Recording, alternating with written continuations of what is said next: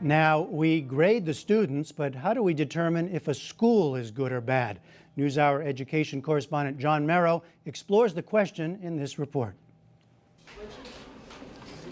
Reading is the foundation of all learning. But according to the nation's report card, only 33% of fourth graders are competent readers. At this elementary school in New York City, 33% would be good news. Last year on the state reading test, only 18% of fourth graders were on grade level. Strong evidence of a failing school.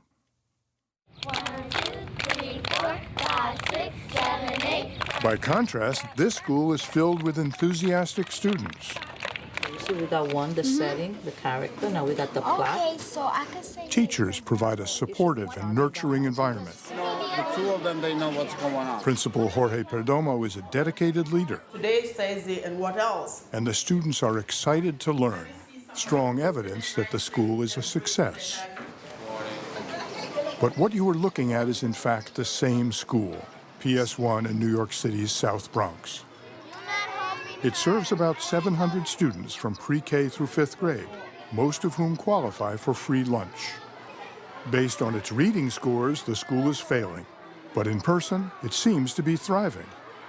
Is it a good school or a bad school?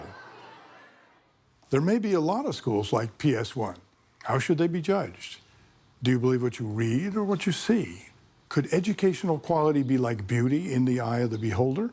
Or does a test score say it all? We went back to PS1 to find out more. Repeat after Celia, please, nice and loud, especially on the vowels. D-dog-duh. D-dog-duh. Our search for answers began in Rachel Hunt's first grade classroom. We found her students getting a lesson in phonics, the building block of reading.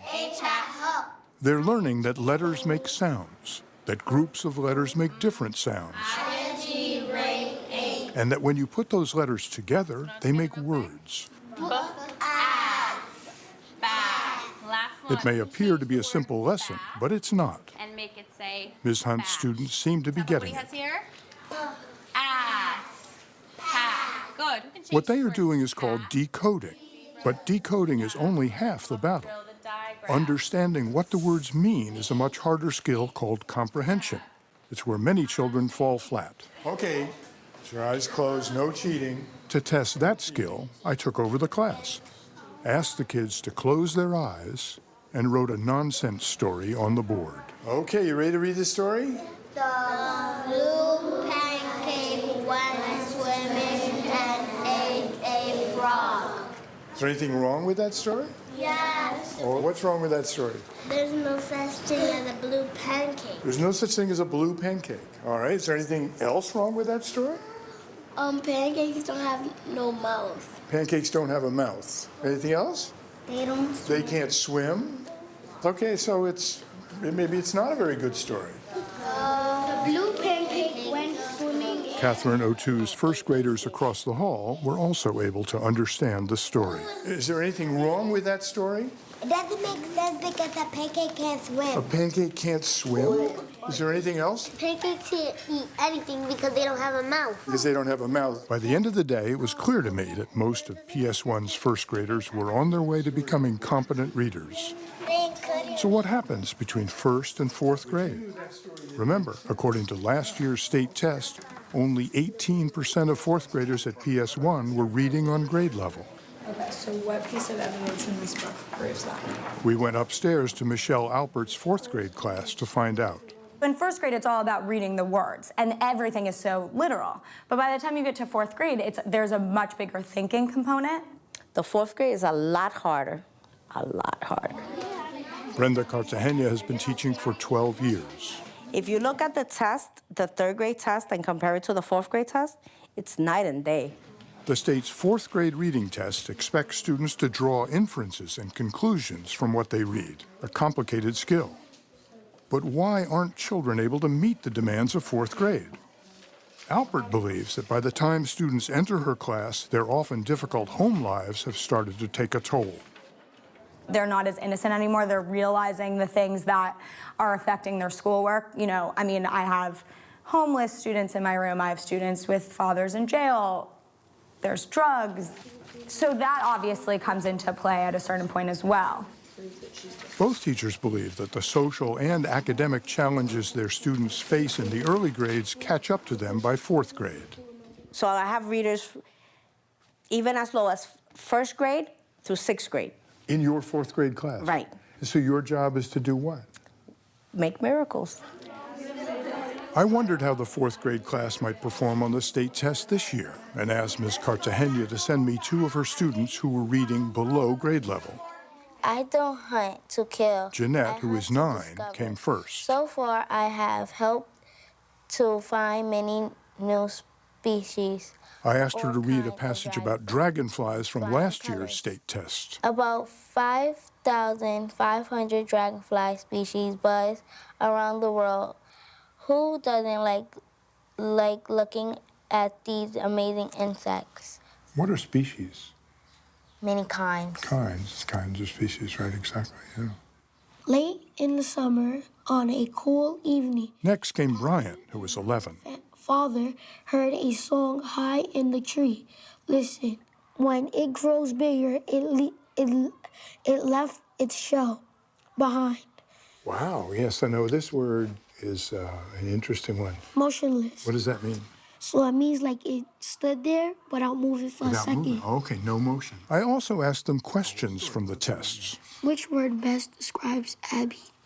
A, Active, B, curious, C. funny, and strong. B.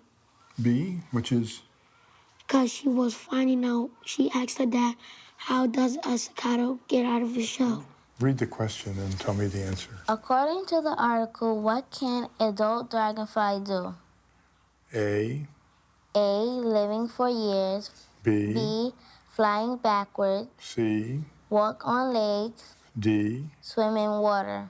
Which answer would you give? They can fly backwards. Because you learned that. Oh, okay, so you really can take this apart. Dragon These hunters supposedly like below you. grade level readers were able to read and understand passages from previous state tests. So why were fourth grade test scores so low? Tell me about the kids. Are they nervous before the tests? Some of them, they do get a lot of anxiety, some of them.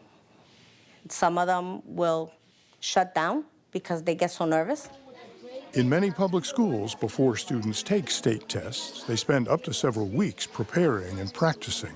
Do you spend a lot of time teaching kids how to take a test? To some degree, yes, because I do think that there is an art to test taking.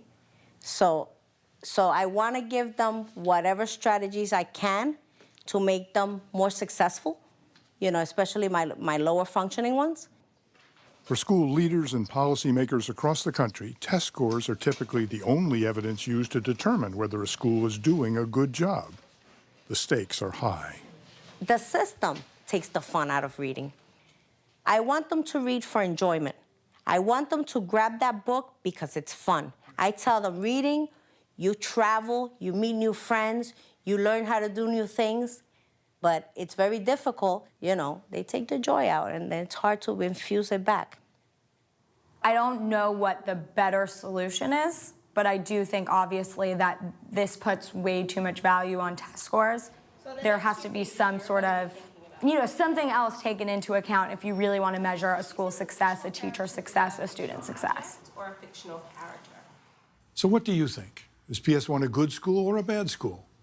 You may have already made up your mind, but the people who make decisions about budgets, about who gets hired, who gets fired, they rely on test scores. PS1's fourth graders took the state test in early May. Those results aren't expected until July.